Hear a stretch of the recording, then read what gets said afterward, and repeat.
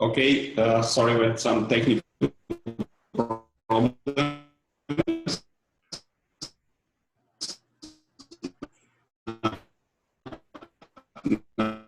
Now we can start. Përshëndetje, fillojmë webinar. Kam kënaqësinë që sot do të diskutojmë për ju, e cila ka të bëjë me politikat në nivel europian sa I takon integrimit të komunitetit rom, dhe për këtë kemi të ftuar zotin Yorgos Christidis, I cili është një profesor me eksperiencë të gjatë mbi minoriteteve, të drejtave të njerëzit, politikave europiane, të cilat do të përpiqemi të trajtojmë gjatë këtij webinari.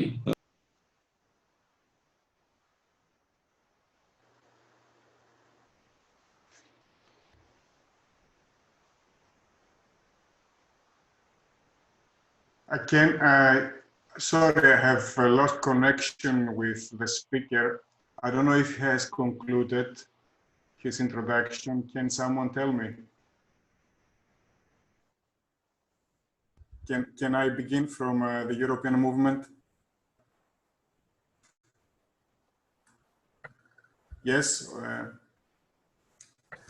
Okay, we seem to have a problem. Anyway, I will begin. Thanks a lot for the invitation by the European movement in Albania. This is the first time that I have the opportunity to speak in an Albanian audience, although I must say 20 years now in higher education, Albanian students have been among the brightest I had in university. Hard-working and very intelligent kids, and I have a lot of respect for them. Moving on the topic, I must first of all tell you how I came across working on the Roma. I do comparative politics in the Balkans. I do primarily political developments, issues relating to bilateral relations. My interest with the Roma arose back in 2005. I was traveling from Thessaloniki to Sofia, and once approaching in Sofia, one could see a part of the railway lines full with garbage. It was an amazing scene. You were approaching the capital of a European city and you could see part of the track, half a kilometer, full with garbage, both sides. And I couldn't understand what was happening. So I would inquire and ask, what's the problem with that part of the railway line? They will tell me that there was a Roma ghetto situated by the railway lines. And the conditions in the Roma ghetto were absolutely terrible. So I became interested in the so-called Roma phenomenon in Bulgaria. Bulgaria has one of the largest populations of Roma in Europe. And for me, it was very important to understand how Bulgaria came to have such a marginalized population among its ranks. So I started working on the Roma in Bulgaria primarily. I did some research, I did a lot of reading, and in the process I realized that the Roma more or less represent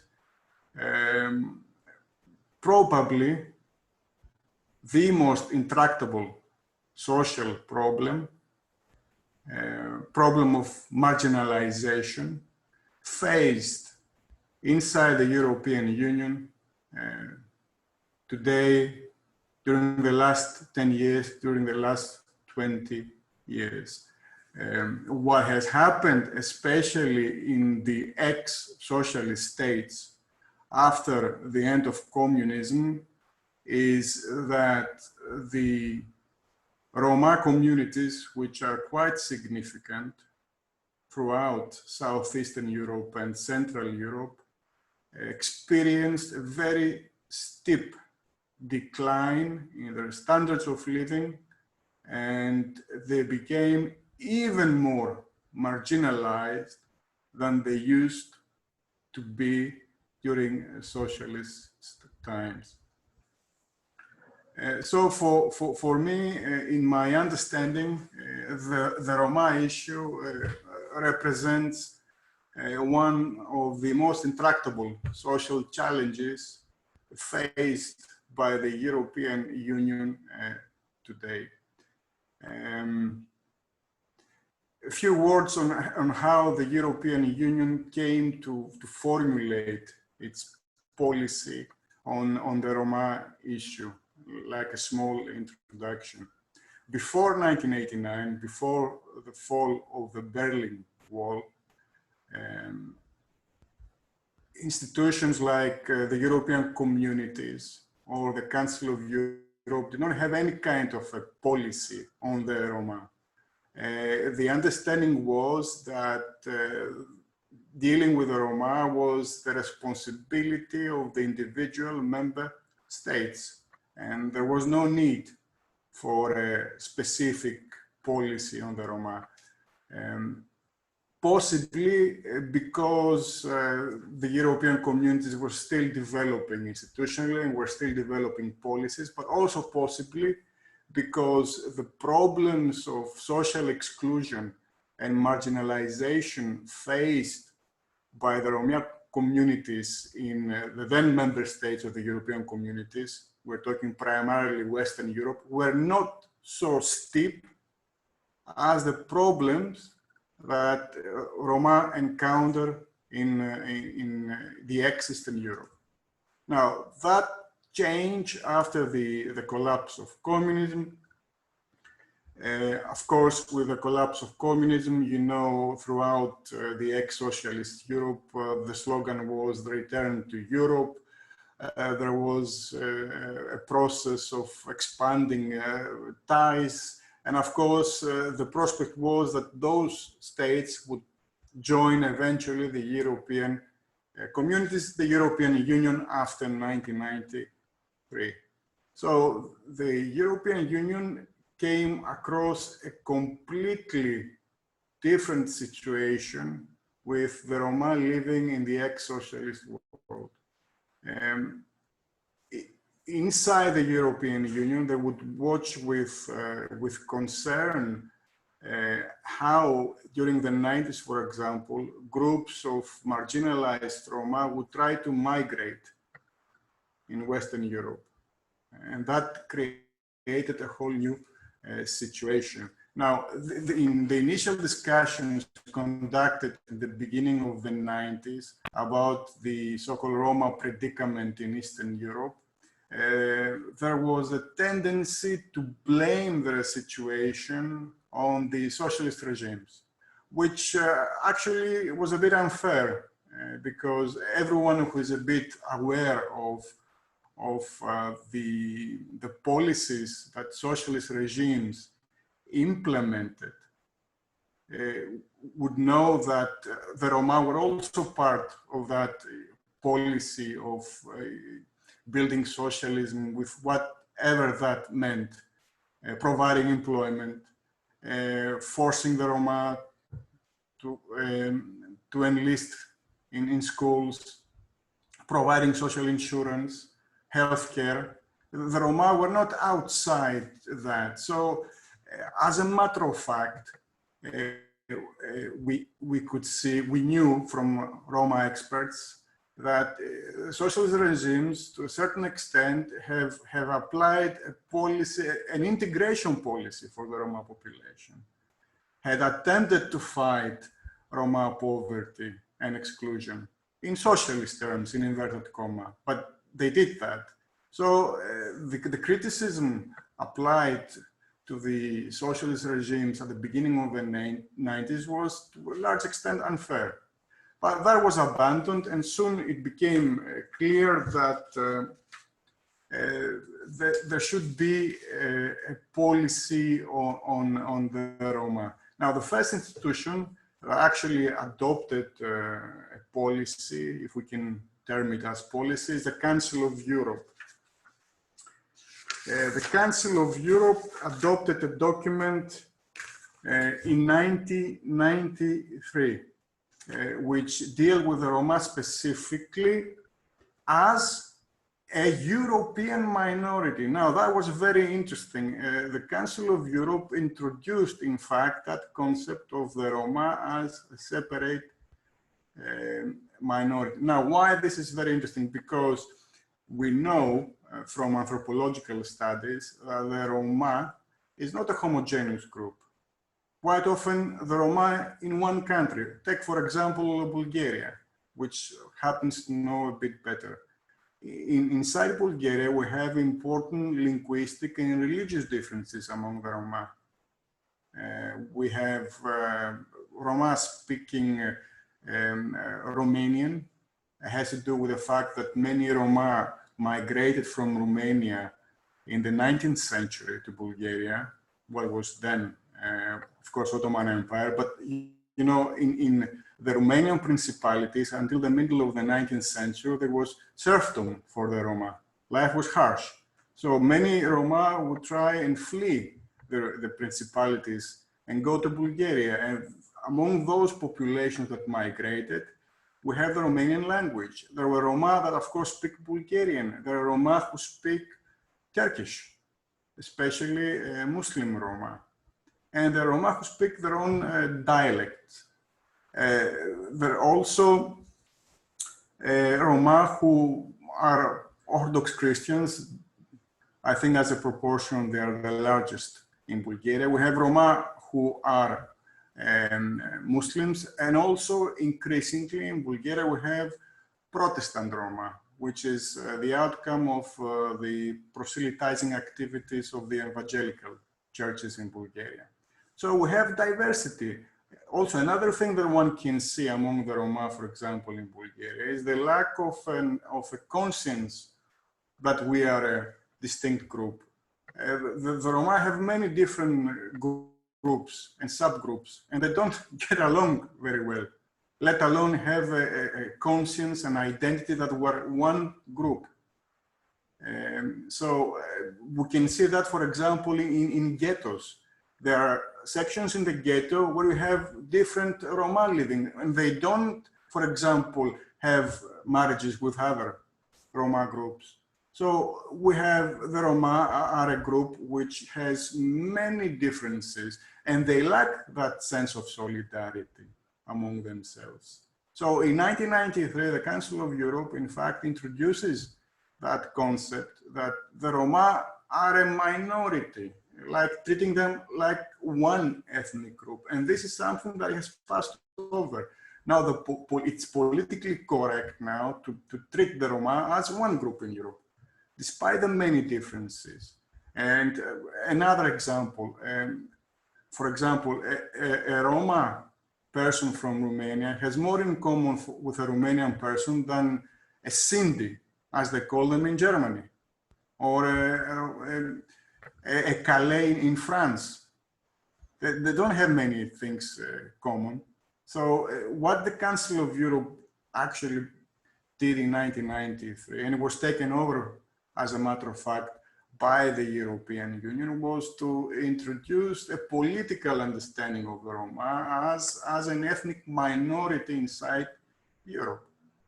So this is a very important moment in how institutionally Europe begins to deal with the Roma. Now, the European Commission in the 90s would, as I told you, would increasingly be concerned about the fact that marginalized groups of Roma would attempt to enter inside the European Union, there would be negative reaction, public reaction inside countries in Western Europe. They would be expelled, and the fear that EU enlargement would be accompanied by the migration of thousands of marginalized Roma into the western part of the European Union, as you can understand, created an incentive, created a pressure for the European Union to deal more seriously with the Roma. That was the incentive in the 90s, largely. It was the fear that EU enlargement towards the east would open the gates for thousands of impoverished Roma moving into the west. And that, of course, created pressure also upon the European Commission to add the Roma issue on the agenda of enlargement towards the east. EU enlargement happened, as you know, in 2003. It was the big, so-called Big Bang. 10 member states, mainly from Central Europe, the Baltic states, plus, if I can recall, Malta and Cyprus joined.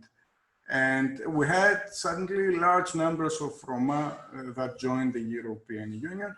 And then in 2007, Bulgaria and Romania, 2 states with very significant population of Roma, joined also the Union. As a matter of fact, inside the European Union today, among the 4 states with the most populous Roma presence, we have Romania, Bulgaria, and Hungary.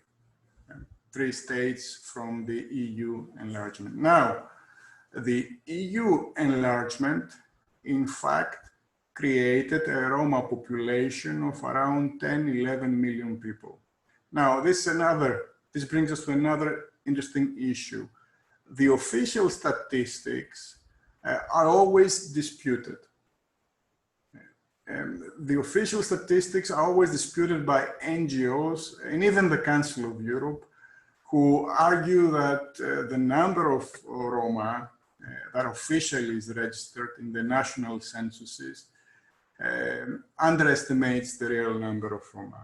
For example, in the case of Bulgaria, the official number of Roma, if I can recall from the 2011 census, is around 400,000. Most analysts will tell you that the number of Roma is double that. And that the Roma is in fact the largest ethnic minority in Bulgaria. The same goes in many other countries. Now, why is that? Many Roma have the tendency to declare a different identity. Usually they identify with a dominant ethnic group in their country of residence. And as far as I can recall, the same goes for the Western Balkans. If you see the official statistics in every state of the Western Balkans and see what the NGO sector mentions as Roma numbers, there is a huge discrepancy. In most cases, we have 100% more Roma mentioned by the NGO sector, or even the Council of Europe. In any case, the EU enlargement in 2003 and 2007 created the largest ethnic minority for the European Union. An ethnic minority that was in its majority living in very difficult social conditions, marginalized, with a tendency to see its standards of living deteriorate. This is the very worrying thing. And I think we're gonna talk on that despite policies and measures introduced after 1990, for the majority of the Roma in ex-Eastern Europe, the standards of living have been deteriorating gradually in areas like educational attainment, long-term employment, housing conditions, health conditions. The data reveal a very grim picture. So for the European Union, this is a major issue.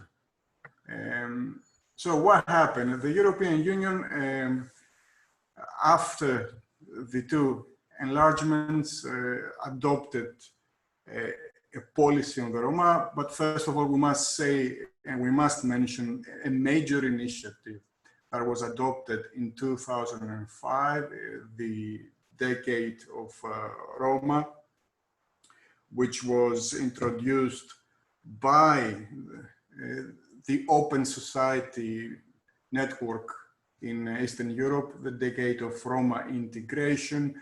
It was an initiative that was supported by the European Union. It aimed to promote the integration of the Roma and also to fight discrimination. Actually, if you see at the documents by Open Society Foundation branches throughout Eastern Europe, discrimination was one of the things that are always mentioned quite early on, that they strongly argued that at the root of the problems faced by the Roma is discrimination, institutional and at large social discrimination against them.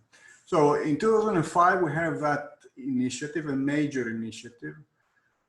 It was launched in Sofia in 2005 with the participation of 10 states from Central and Eastern Europe, Southeastern Europe, that aim to promote the Roma integration and to fight discrimination.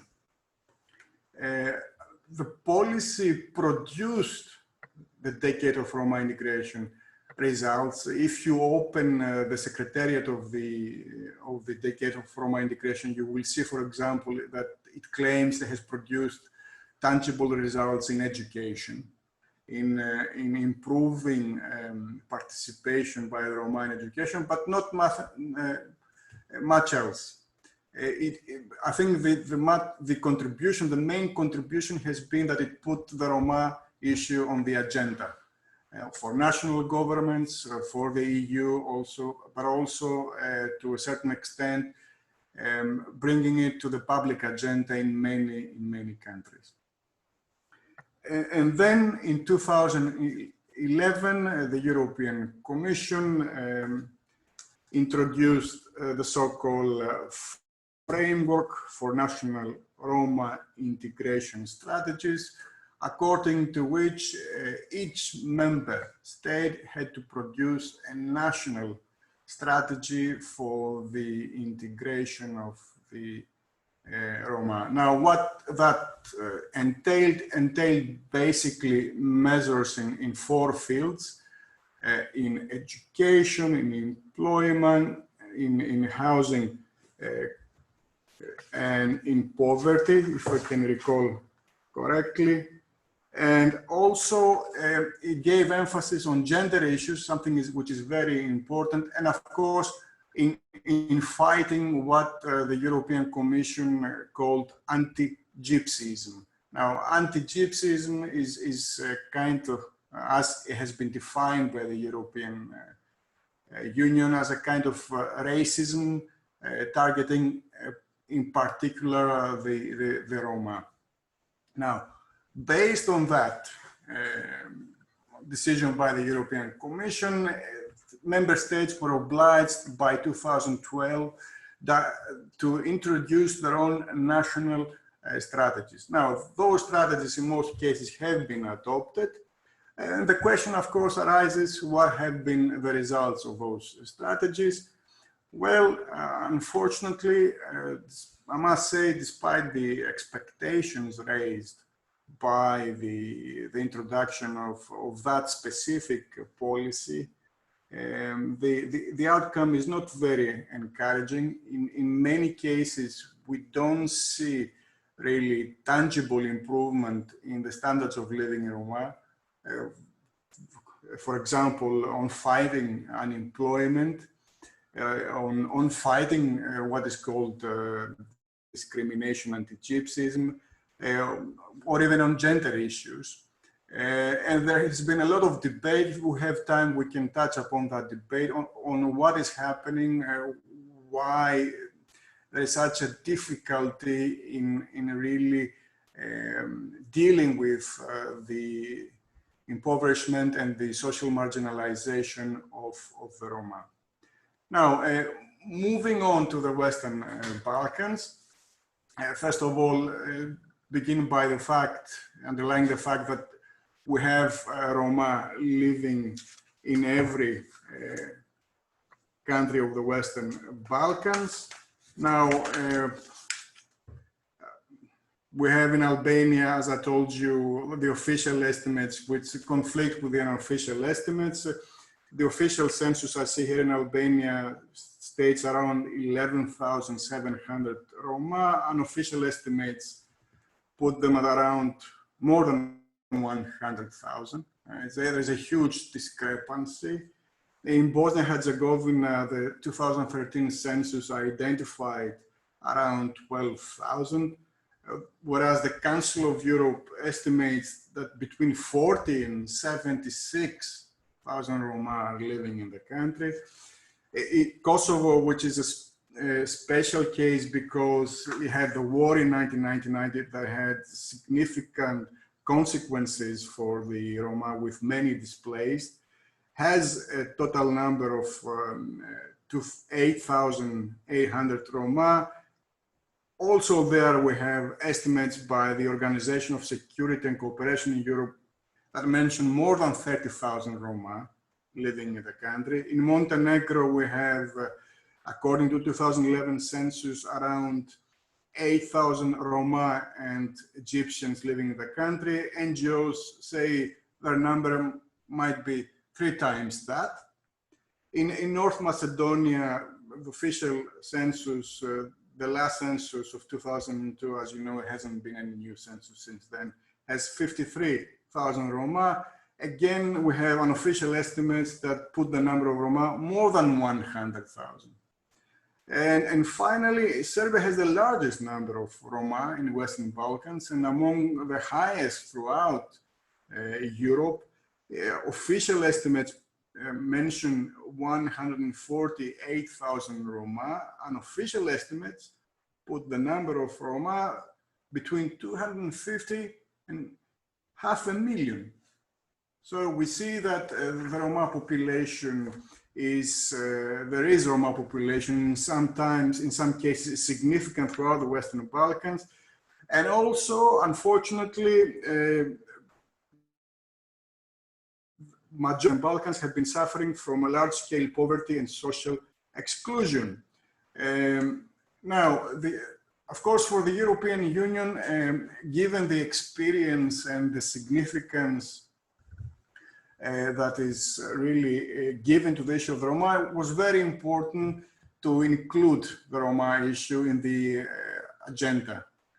Now, so if we see, for example, the so-called strategy enlargement documents, it becomes clear year after year that there is an obvious importance on the Roma issue. For example, by 2014-15,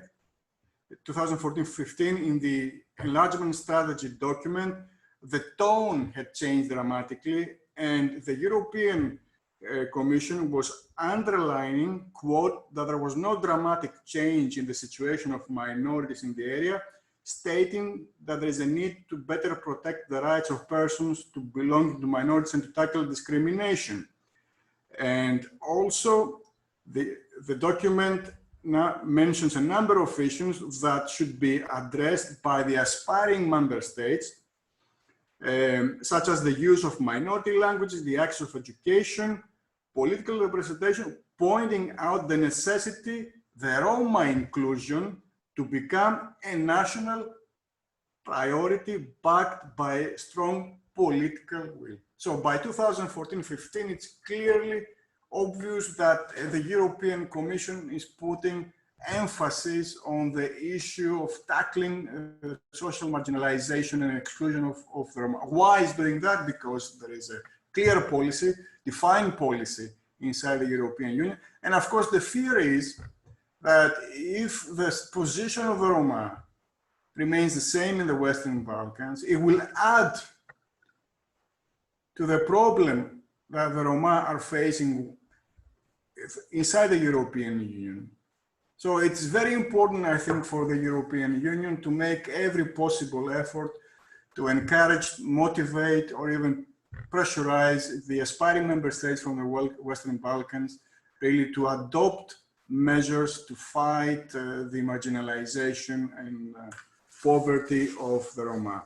Now, other initiative we should mention, of course, is the declaration of the Western Balkan partners on Roma integration within the EU enlargement process. That was a declaration adopted, of course, in the context of the so-called Berlin process, with the support, however, of the European Union.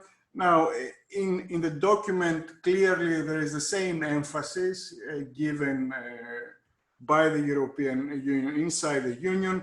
There is a commitment by the Western Balkan states on dealing with employment, housing, education, health, civil registration, and of course, non-discrimination. These are the basic priorities that are basically being used also in the case of the Western Balkans.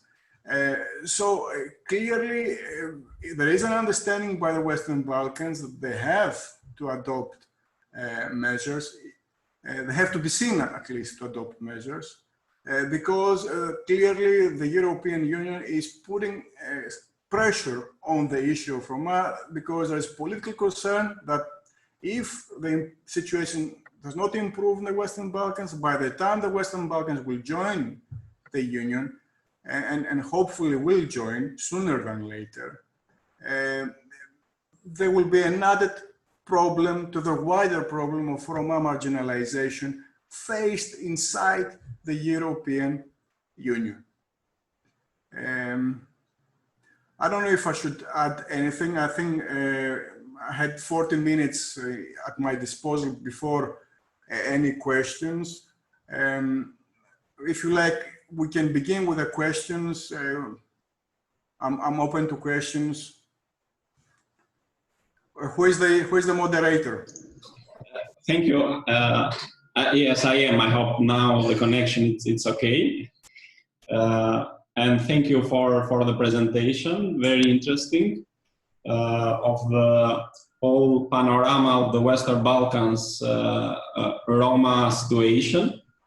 So now the floor it's open for all the participants to raise questions either in the chat area or directly. We have the simultaneous translation in place. But I would like to start with a question as regards the European integration process.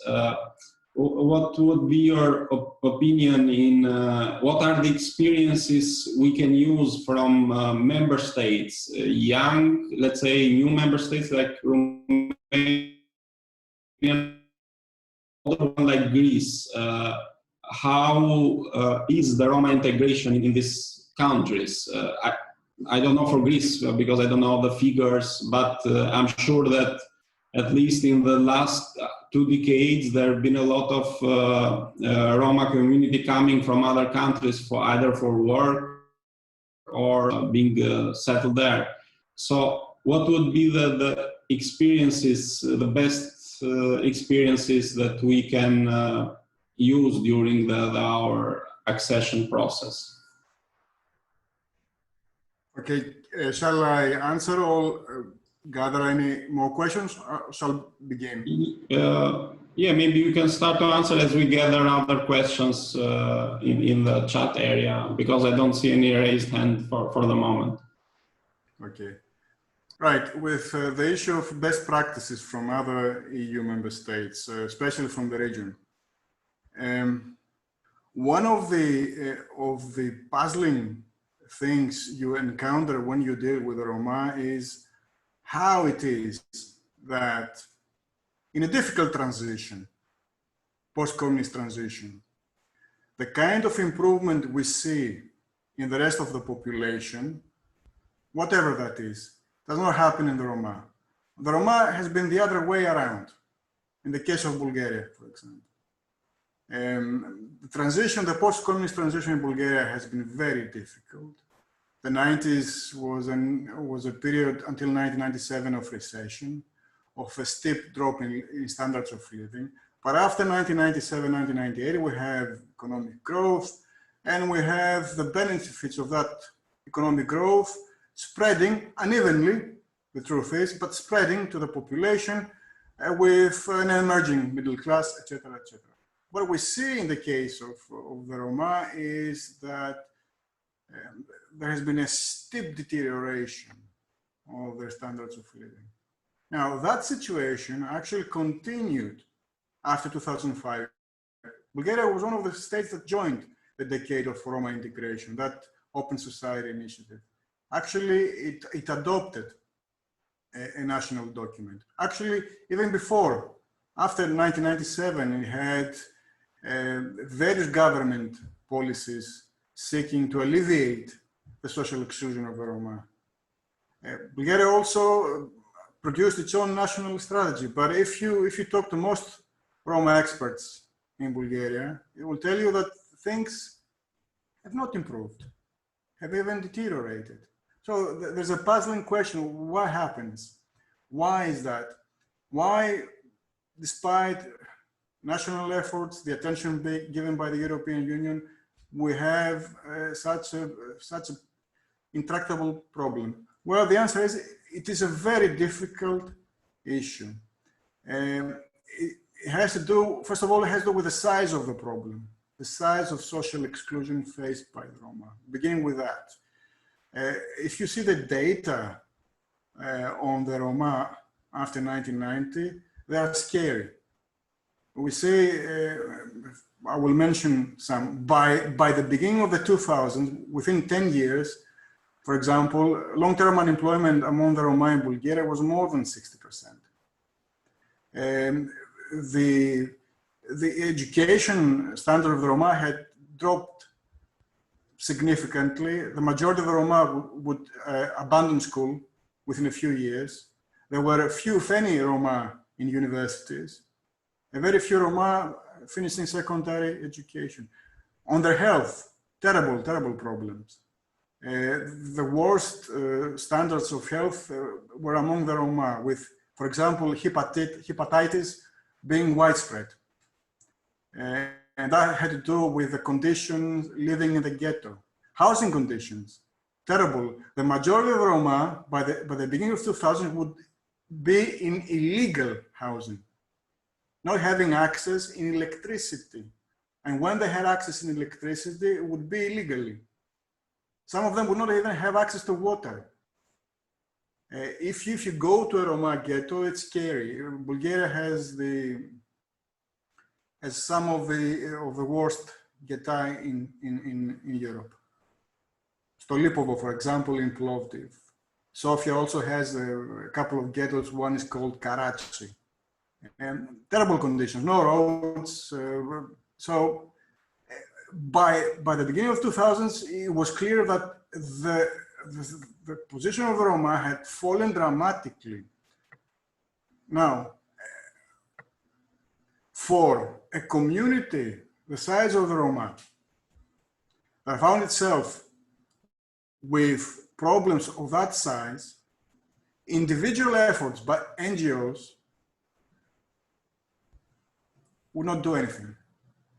Now, what did the Bulgarian state do? It would adopt policies, but there were two main problems. Now, those policies were never enjoy public support. There is a huge issue with the image of the Roma in society, and that does not only concern Bulgaria. For any government to adopt a massive program, for example, of social assistance for any kind of group in society, in conditions of budgetary limitations, it must enjoy public support. That support is missing from Bulgaria. No government in Bulgaria is willing to adopt, for example, any kind of massive program of support for the Roma, given the image, the negative image that the Roma have in society. If you see most public opinion questions that have been conducted on the Roma are the least favorable group in Bulgarian society. So there is no support, public support for any kind of meaningful intervention for the Roma. The Roma are seen by ordinary people in Bulgaria, and I must tell you, not only in Bulgaria, as social parasites who are prone to crime, are unwilling to change. So the best thing they can do is to adopt sanctions against them, not provide them with any kind of support. So we don't have public support for any kind of meaningful policy. And when I say meaningful policy, I mean policy with resources. The second problem is those policies that have been adopted, a constant criticism that has been exercised is on their implementation. NGOs constantly underline the lack of proper implementation of policies adopted concerning the Roma. So if you like, two things you can learn from the example of Bulgaria is, secondly, raise public awareness.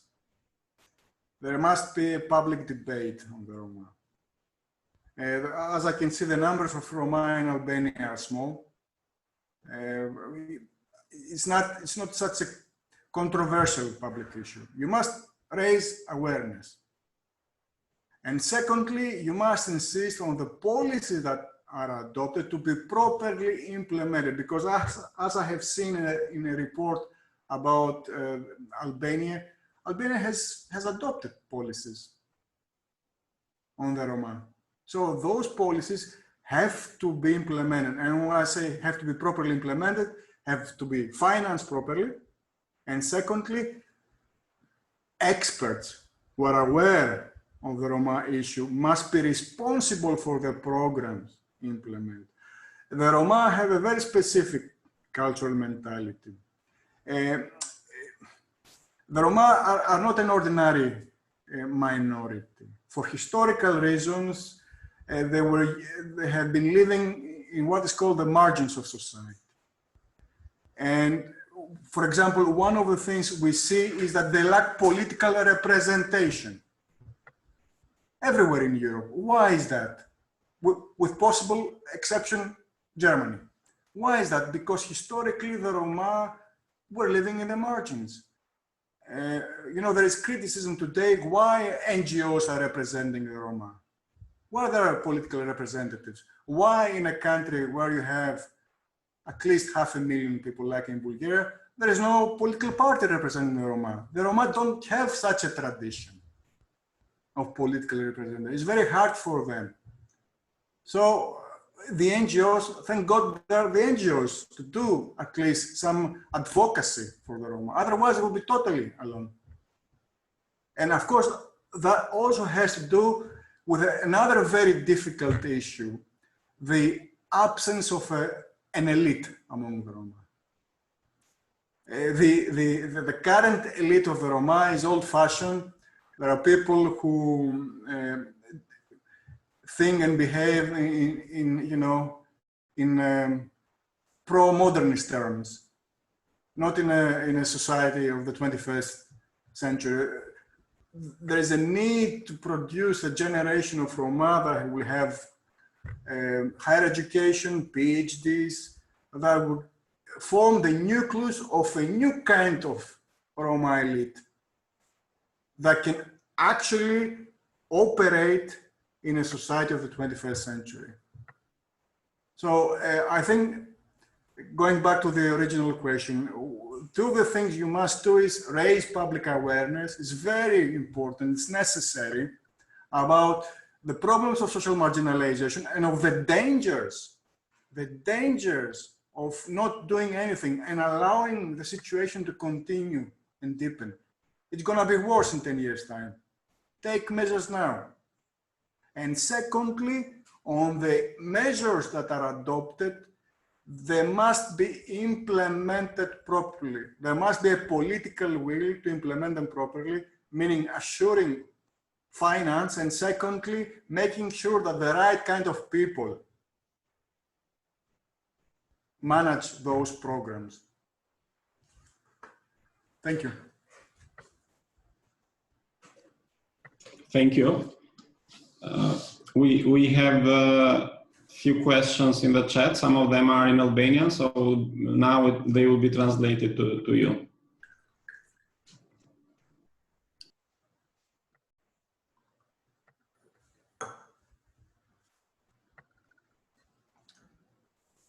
I'm sorry, I can't hear the translation.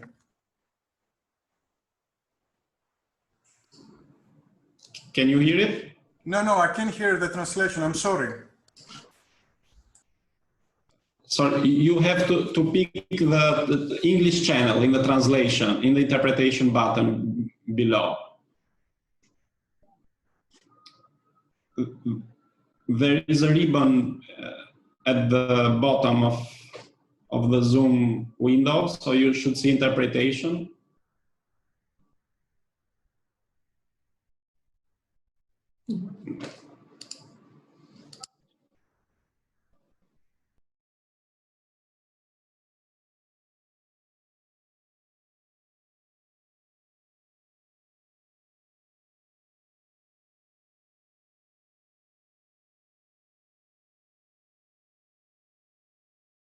Okay, let me begin with that. We come to a very delicate issue now. What have been the reasons why, what are the reasons for the Roma predicament? Now, this is something the European Union avoids to touch. Now, clearly, the market economy, as it was introduced in Eastern Europe, created a number of losers. The Roma were the worst losers from the introduction of the market economy. Of course, the European Union could not say that. But the World Bank actually said it. The World Bank, in a report it published almost 20 years ago, actually said it. That the introduction of the market economy really had terrible consequences for the Roma. The first people to lose their jobs, the first people to lose their apartments were the Roma. Okay. Why? Because at the same time the market economy was introduced in most of those states, any kind of social protection was removed. Clearly. So to a certain extent, the integration steps that had been taken by the socialist regimes were undone after 1990 in ex-socialist Europe. So we have, on the one hand, the Roma that really struggled to deal with the market economy in ex-Eastern Europe. Struggled. They found themselves at the bottom of the ladder, even in a worse position. And the second issue that the European Union, the documents really does not clearly say, is that when you have a social group that has fallen so dramatically in terms of standard of living, and you have in all kind of categories more than 60–70% failing, you must have a massive state intervention. You need a strong state, in other words. We know that from the case of the United States in the 60s with the policies vis-a-vis the Afro-Americans. And the Johnson administration introduced massive programs to lift the Afro-Americans. The state is the one that has the responsibility at the end of the day to deal with social issues. You don't leave that either to the market and it's not only an issue of individual responsibility. It is, but up to an extent. With the Roma, things are terrible. If the state does not intervene, there will be no tangible difference. So yes, we need more integration policies, but what is the problem? That we need policies that in cases like, for example, Bulgaria and Romania must be massive in scale, which means they must be financed, which means that they must have public support, and they don't have that. That's a problem.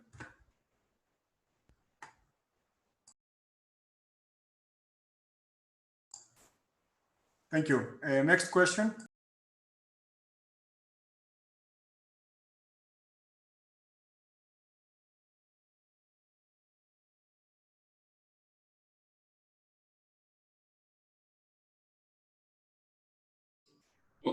Well, there is a question below, but please continue with the other questions, and then we come back to that at the end.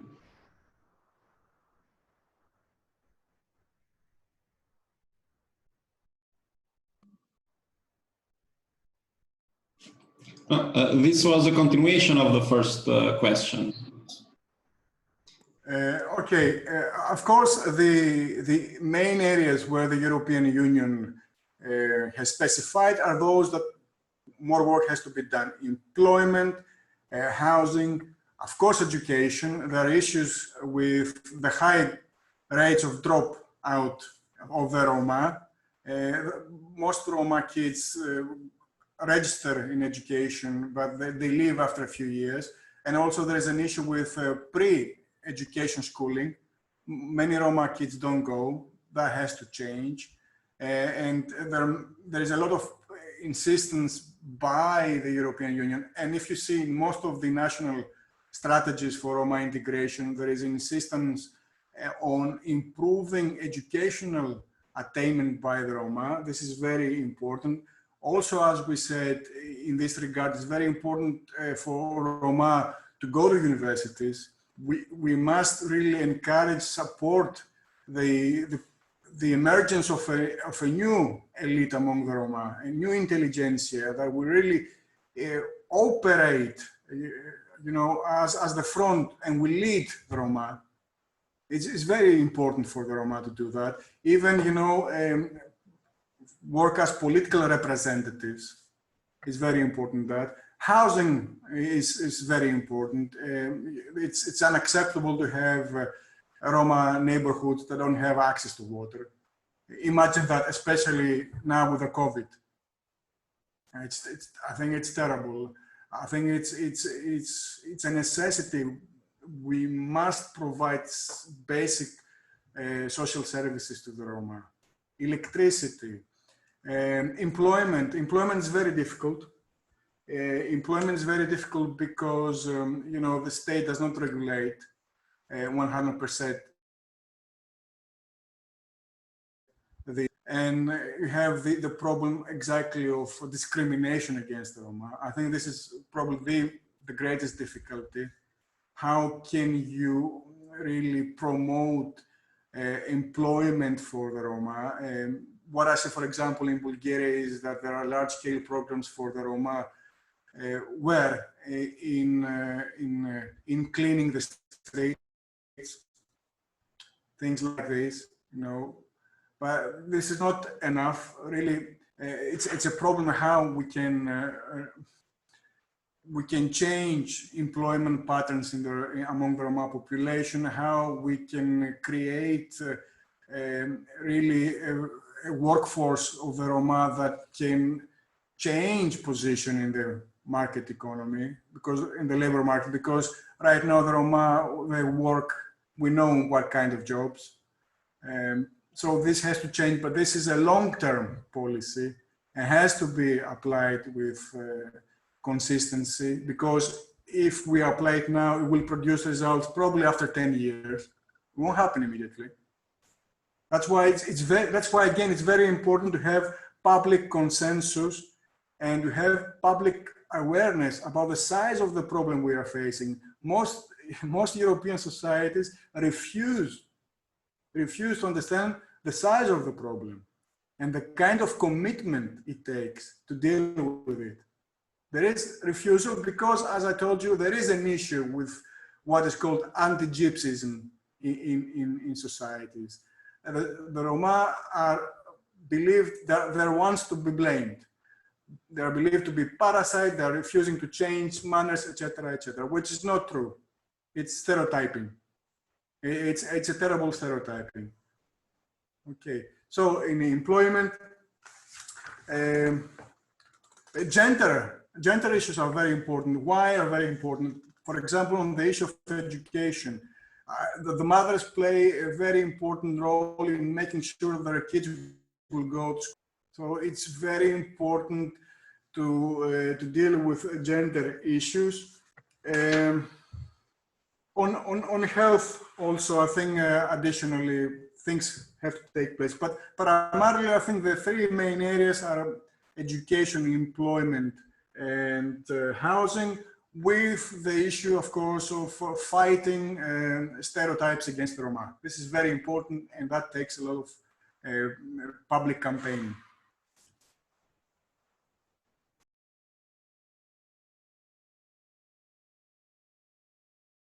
Thank you.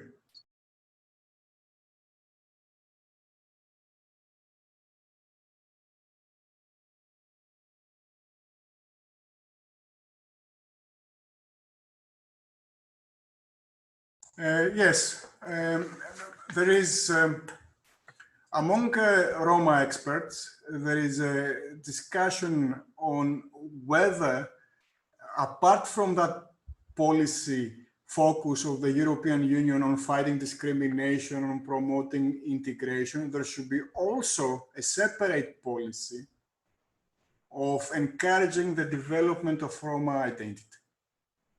Now, there are obvious problems on that. For example, Romani language. Is there a standard Romani language? I mean, what will be the choice? How we will decide in each country what will be the standard Romani language? What is the standard Romani culture?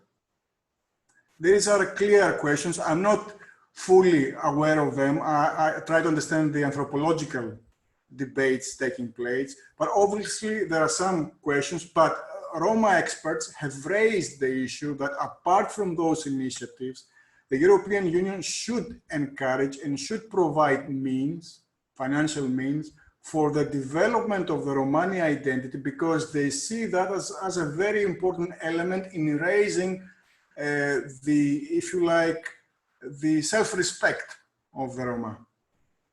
For example, there is, the last few years, there's increasing attention to the issue of the Roma Holocaust. You probably are aware of that. There is a debate, there are resolutions adopted, etc., etc. This is a very important issue for Roma experts because it's part of that Roma awareness of how they suffered. It's part of their identity. So there's a similar discussion on if the European Union should develop a separate policy or separate measures in the direction of cultivating Roma identity. But there are clear issues connected.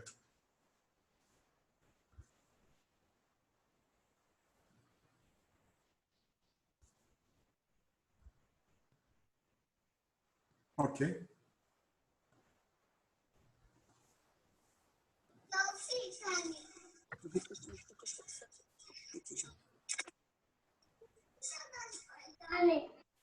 Sorry, I can't hear you very well. Jürgen, who is speaking? I can hear very well.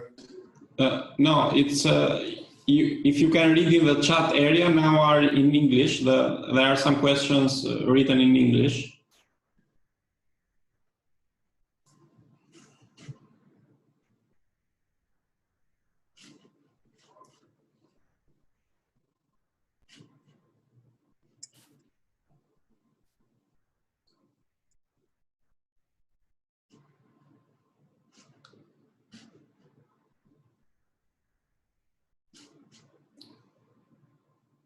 I see from the first question in English from Mrs. Zubi. Can I begin with that? Is it okay? Yes, yes. Okay. I will read the question. In your opinion, from which countries that got accession could Kosovo learn, maybe follow their experience? I'm skeptical on how Kosovo could benefit while not being in the same track. Well, I think with the second part of your question, I can understand your skepticism. As far as I'm aware, there's a lot of discontent, but I think it's a clever thing to do. It's a clever thing to do to look on the experiences of other states and understand where the problem is, what are the best practices. So as I said before, it's very important to understand that two things are very important: raising public awareness about the dangers of allowing the situation of Roma marginalization to continue, and secondly, making sure that the measures adopted are properly implemented. These are two things I think can happen, can take place. Mrs. Sella, if I'm not mistaken, Eriada Sella, I think it's a female. Has gender mainstreaming been present in all the projects targeting the Roma population? Do you think that tackling this project through a gender perspective would increase their impact? Now, first of all, I must underline, I'm not a specialist on gender, but I think it makes a point. What I've seen from experts on Roma, it's the role of the mother is of key importance. Now, one of the problems that we see in Roma communities is that many men abandon their families. So women play a very critical role in the family of the Roma, as everywhere. So it's very important to involve the Roma women to make sure, for example, that we'll encourage their kids to stay in schools. But also on other issues as well. I think we all know from our own experiences how important is the role of the mother in the house on so many things. I think it's more important than the role of the father. So, you know, in a Roma context also, it's very important to actively involve women.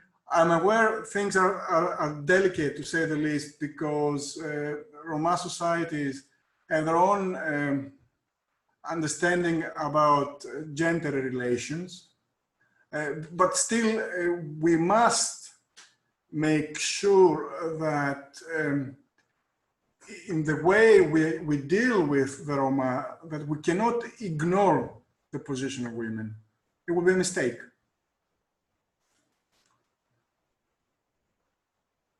Mrs. Elezi, on what grounds can member states seek to remove Roma from their territory? Ms. Elezi, when you say remove, what do you mean? Expel them?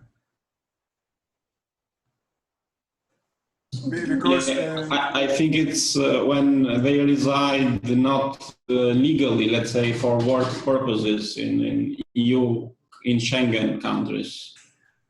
Well, we had, it's very interesting.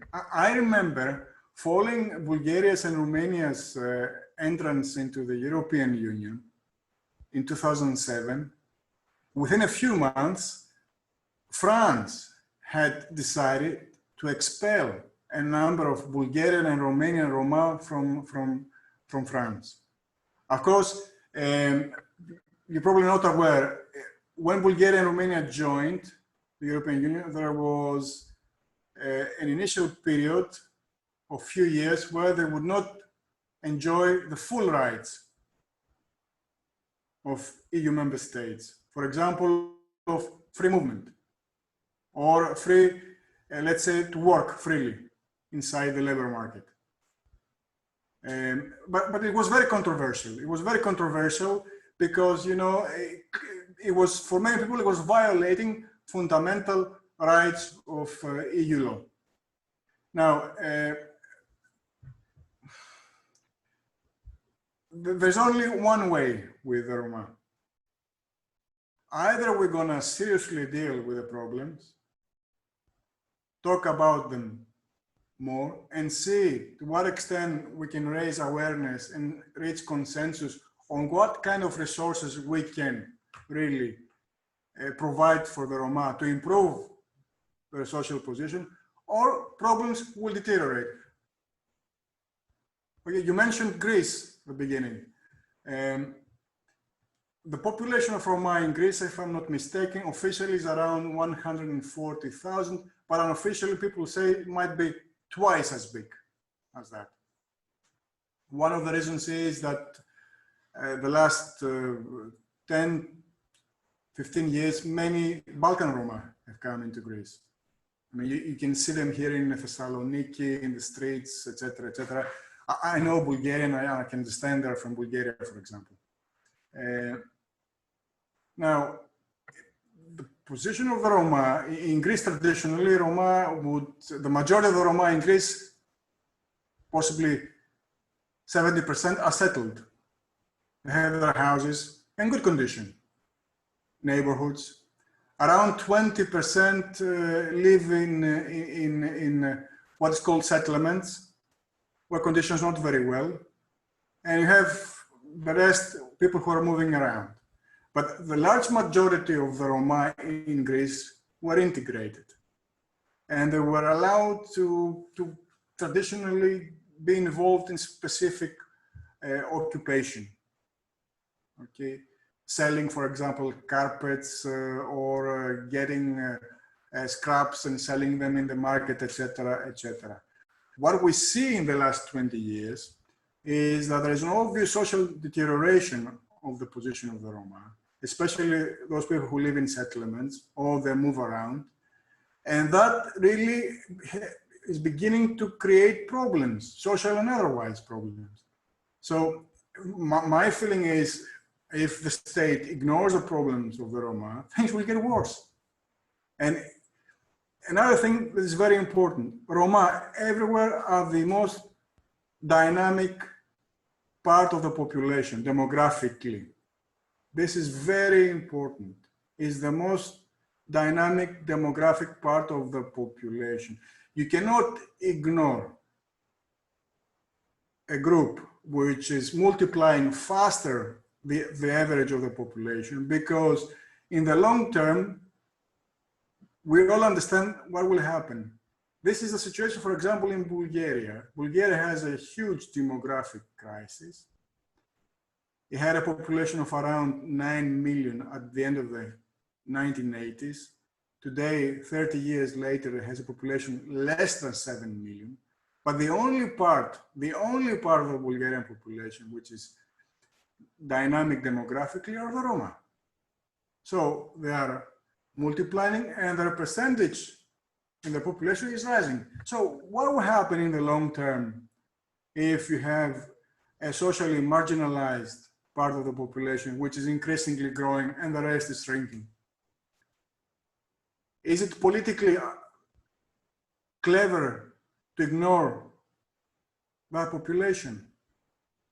For me, it's shocking. For me, it's shocking that there is an unwillingness by politicians in Bulgaria and elsewhere to deal more seriously with the Roma, given the stakes involved with the Roma. Okay, so this is for me the only way forward. Moving to Miss, if I'm not mistaken, Jelilai, if I'm not spelling wrongly, I apologize in advance if I make mistakes, about labor relations and working conditions of Roma. If the European Union has a specific law according to labor relations for the Roma, or if they have a specific legislation on protecting labor relations. Now, as far as I know, there's no specific legislation protecting the Roma as a group per se. There is not such a thing. There is, you know, there is the wider legislation of the of the EU law that, for example, forbids discrimination on ethnic grounds.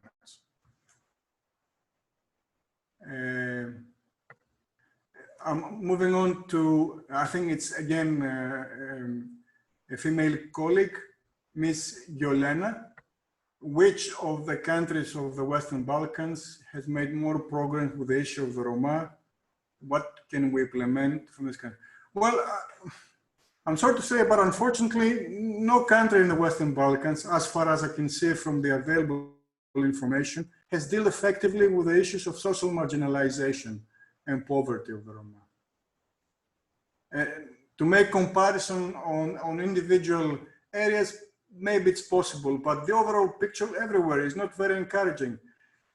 Of course, this has to be understood in the context of the wider problems that these countries are facing.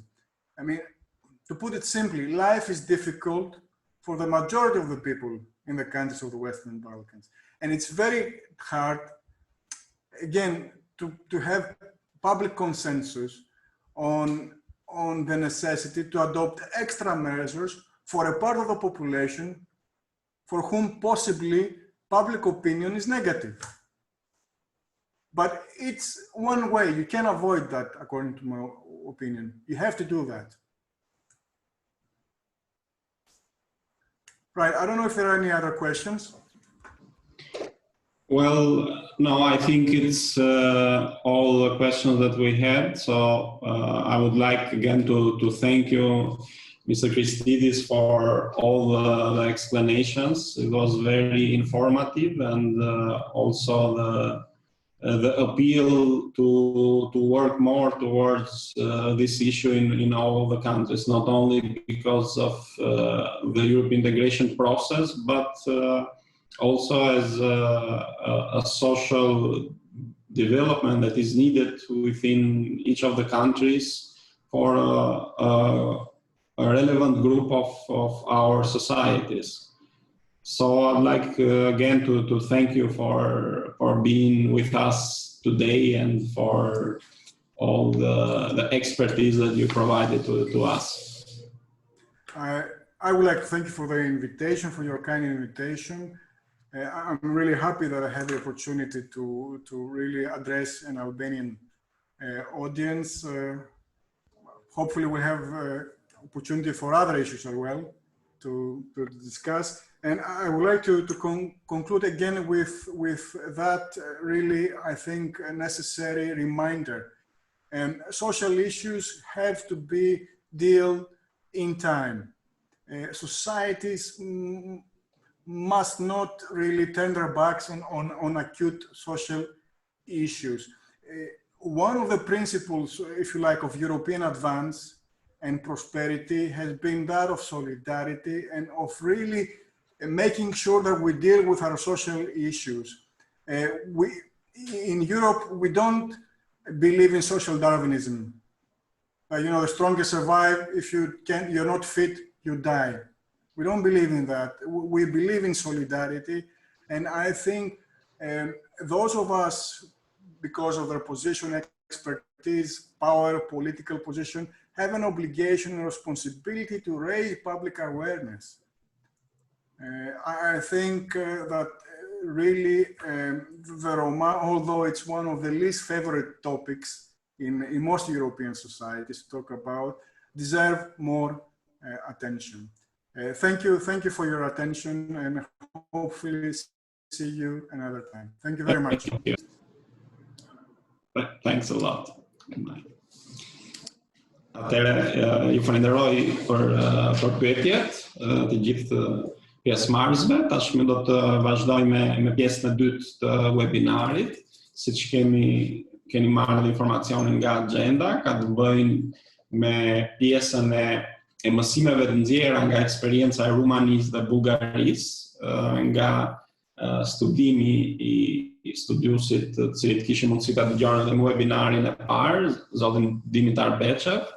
Më pas do kemi mundësi apo dhe gjatë mund të shkruani pyetje apo në rast se keni komente në lidhje me këtë prezantim. Kam kënaqësinë tashmë të jap fjalën koleges Nirvanës, e cila do të mbajë këtë prezantim.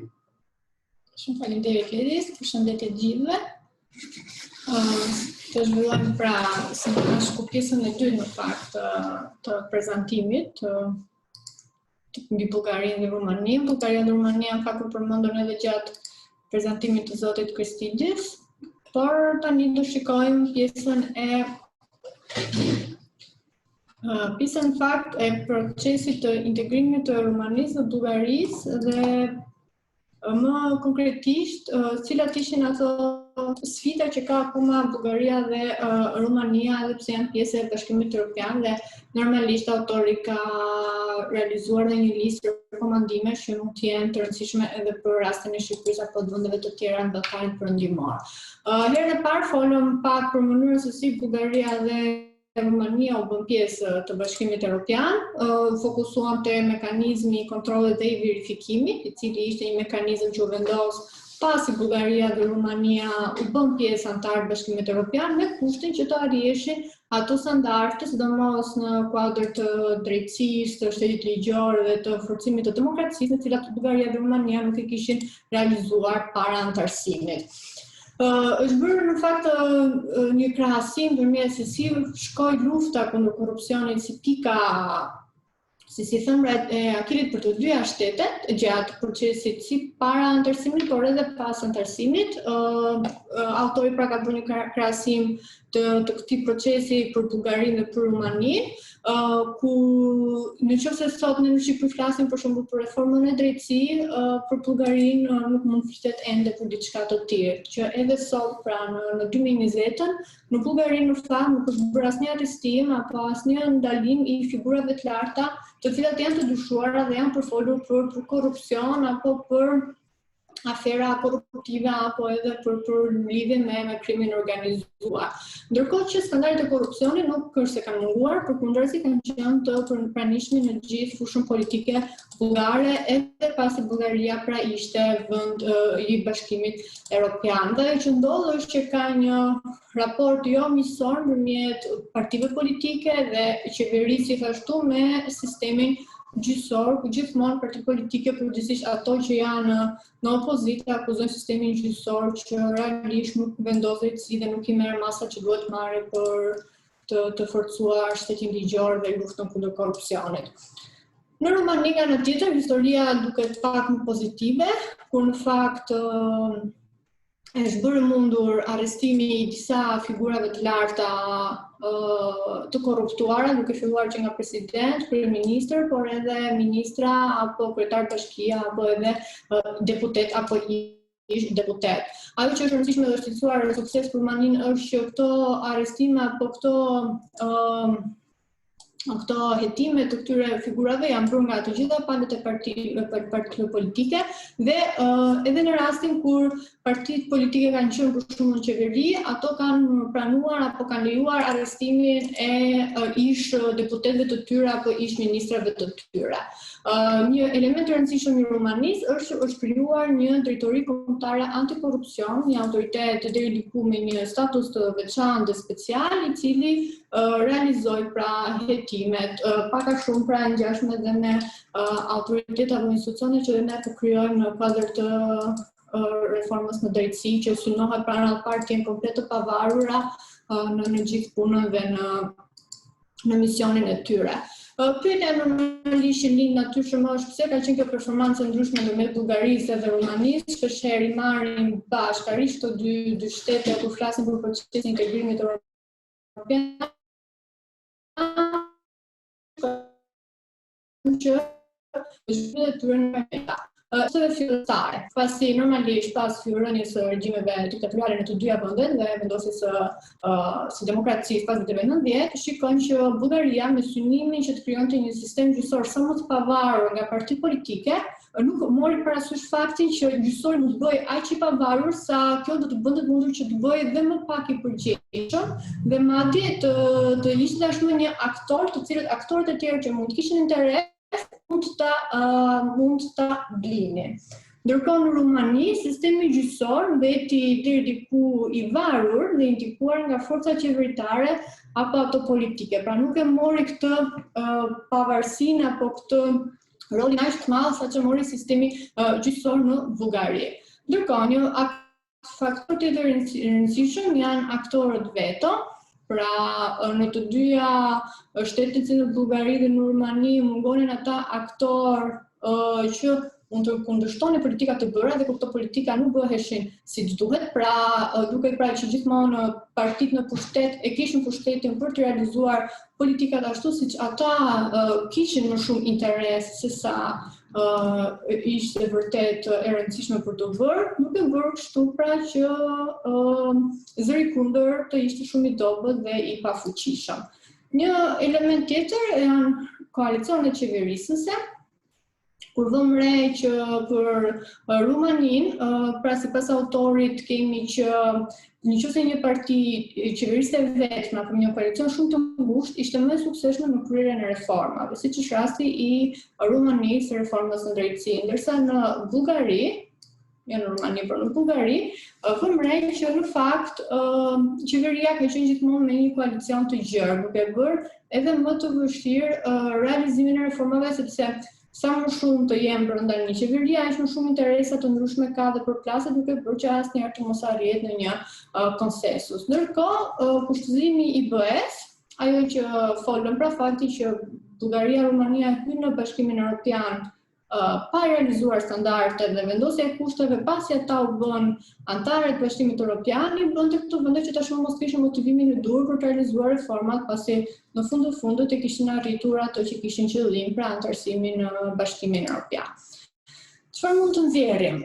Çfarë mësimesh mund të nxjerrim ne? E para është normalisht kuptohet që politikat e brendshme janë kyçe, janë vendimtare. Pra reformat ecën përpara vetëm nëse aktorët e brendshëm kanë vullnetin e duhur për të realizuar këto reforma.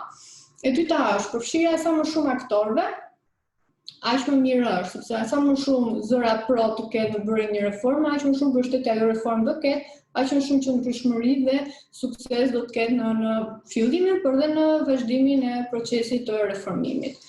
Qytetarët janë një element kyç shumë i rëndësishëm për të përfshirë në gjithë procesin si të politikbërjes dhe reformave në vend, por edhe procesin e integrimit europian.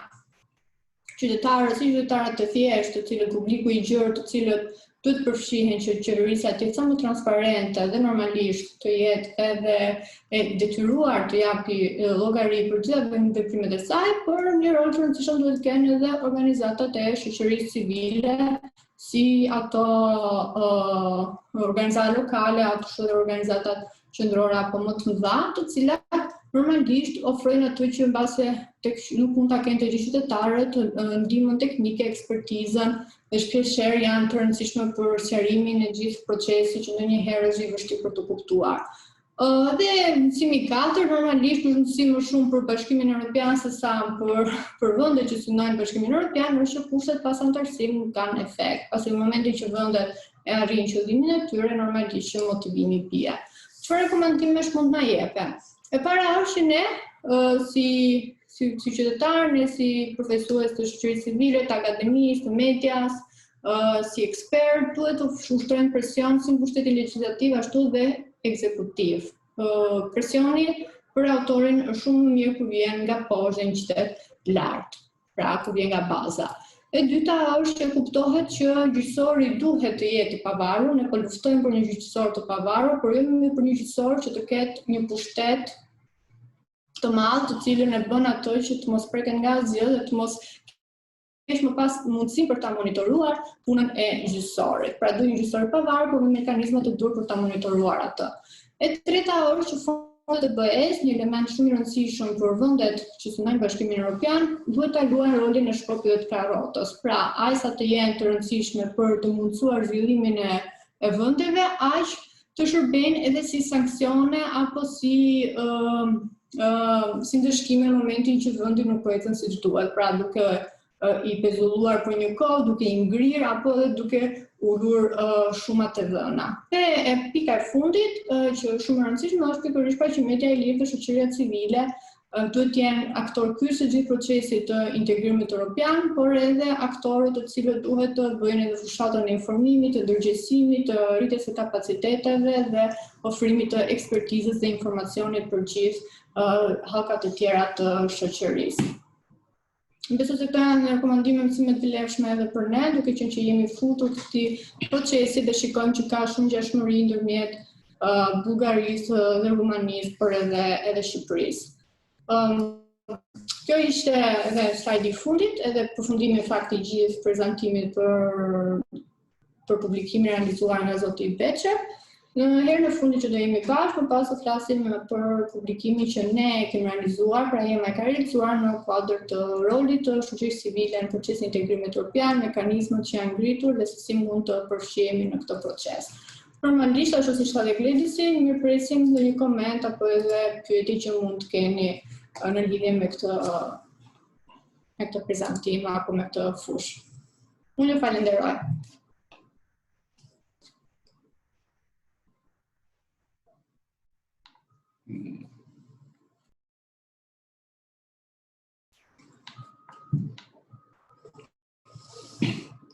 Atëherë në rast se nuk ka pyetje apo komente, ju falenderojmë gjithëve për pjesëmarrjen dhe për vëmendjen. Do ritakohemi përsëri nesër në të njëjtën orë, pra në orën 11 paradite, për webinarin e radhës që besoj do të jetë po ashtu interesant. Do kemi dy folës. Do ju dërgojmë menjëherë dhe agendën e detajuar të aktivitetit të nesër dhe të fundit për këtë javë. Ju falenderoj edhe një herë gjithëve për pjesëmarrjen. Ditën e mirë. Përpafshim.